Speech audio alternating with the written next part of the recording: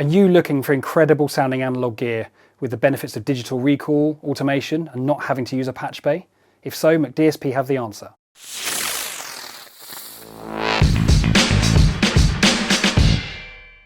The APB from McDSP is a revolutionary product, so bear with me on this because there's nothing quite like this on the market. Let me explain. The APB-16 has 16 channels of fully analog processing. That's essentially 16 pieces of analog gear in this one box. That means you could have 16 analog compressors, or instead you could have 4 mono compressors, 2 stereo EQs, 3 tape saturators, whatever your project needs. The beauty of the APB is each channel reconfigures its analog signal path based on the APB plugin you open. As an example, here I've got a simple session with a mono vocal on, and I'm just going to open a single version of an APB plugin here. I'm going to choose the C18, and you see it says mono. Literally that's it. I've opened the plugin, and the APB will have reconfigured one of its analog paths to operate like the C18 compressor. And if I then open a second APB plugin, let's say the 673, that's just opened, and that's now allocated a second APB channel to processing the 673 circuit.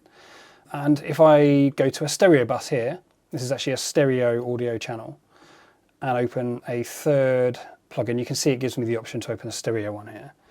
Now, the APB would have taken another 2 channels for this one plugin, and it operates in true stereo. So the point here is that as you open the plugins, the APB is using up the channels. Remember, it's not DSP, it's analog channels. So if I have, this is literally like me having 2 mono and 1 stereo compressor in my rack, except I haven't had to patch them or route to them or anything like that, or run audio out of my interface. It's all just going down Thunderbolt.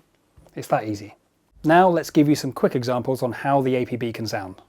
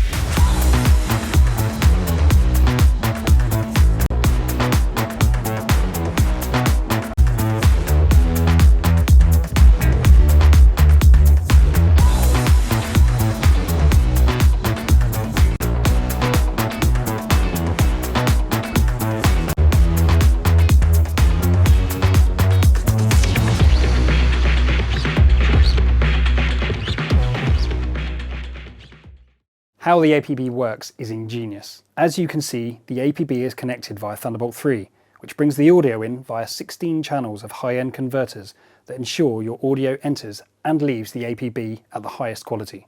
Once the audio gets into the APB, it's processed fully in the analog realm, and remember, it actually reconfigures each of the 16 audio channels based on the APB plugin you choose. Because the APB is completely controlled by the plugins within your DAW, that means that when you save your session, like this, and I'll just close this to show you how this works when you reopen it.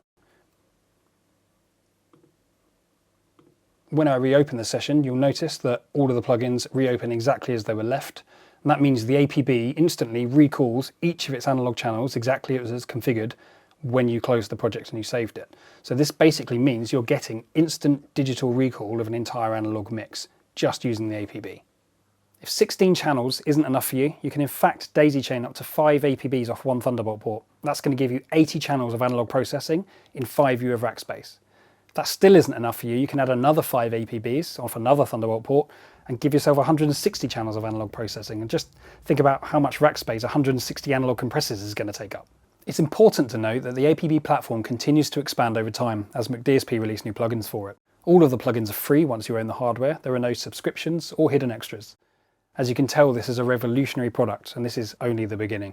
If you enjoyed this video, please like it and subscribe to our channel if you want to see more like this. See you again.